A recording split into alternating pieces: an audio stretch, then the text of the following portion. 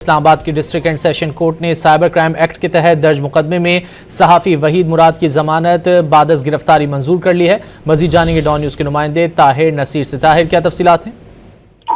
जी बिल्कुल, देखिए cyber crime act के तहत दर्ज मुकदमे के मामले में आज 2 रोजा जिस्मानी रिमांड खत्म होने पर सीनियर सहाफ़ी वहीद मुराद को आज जुडिशल मजिस्ट्रेट अब्बास शाह की अदालत में पेश किया गया। अदालत ने मुलजिम को जुडिशल रिमांड पर जेल भेज दिया, जिसके बाद ईमान मजारी और हादिल चट्ठा ने सहाफ़ी वहीद मुराद की बादस गिरफ्तारी दरखास्त जमानत दायर की।